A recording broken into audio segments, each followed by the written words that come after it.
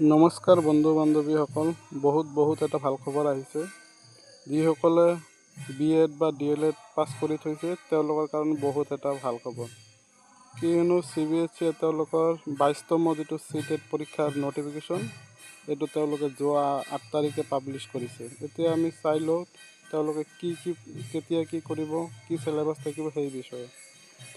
প্ৰথমে আমি জানি লওঁ CTETটো প্ৰতি বছৰে দুবাৰকৈ হয় আৰু CTET এক্সামটো কণ্ডাক্ট কৰে চেণ্ট্ৰেল বৰ্ড অফ এডুকেশ্যনে, অৰ্থাৎ কেন্দ্ৰীয় মাধ্যমিক যিটো শিক্ষা বৰ্ড আছে তেওঁলোকে CTETটো কণ্ডাক্ট কৰে।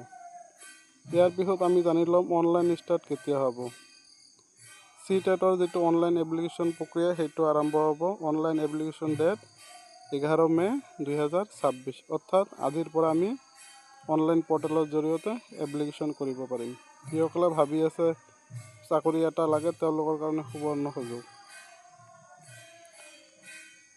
লাষ্ট ডেট অফ এপ্লাই, অৰ্থাৎ কেতিয়া অনলাইন এপ্লাই শেষ হ'ব।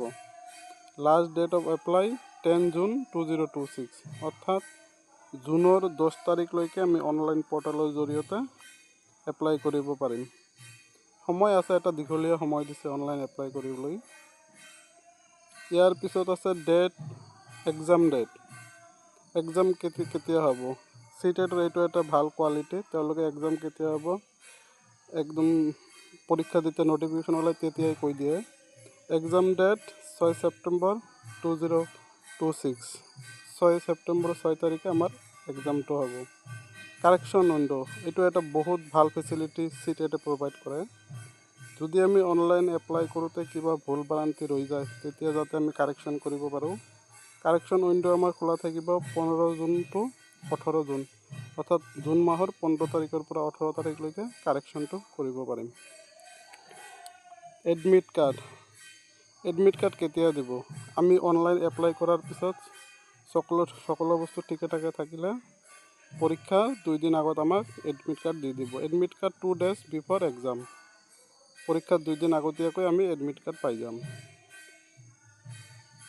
তাৰপিছত আছে ৰিজাল্টটো CBSE এটা টেণ্টেটিভ ডেট দিছে, সেইটো হৈছে এণ্ড অফ দ্য অক্টোবৰ, অৰ্থাৎ অক্টোবৰ মাহে শেষৰ ফালে। গতিকে সকলোৱে এপ্লাই কৰক, ভালদৰে নিজৰ প্ৰিপাৰেশ্যন আৰম্ভ কৰক আৰু চাকৰি এটা লওক। আৰু CTET সম্বন্ধীয় বিভিন্ন ভিডিঅ' আমাৰ এইটো চেনেলত আপলোড কৰা হ'ব, আপোনালোকে চেনেলটো ছাবস্ক্ৰাইব কৰি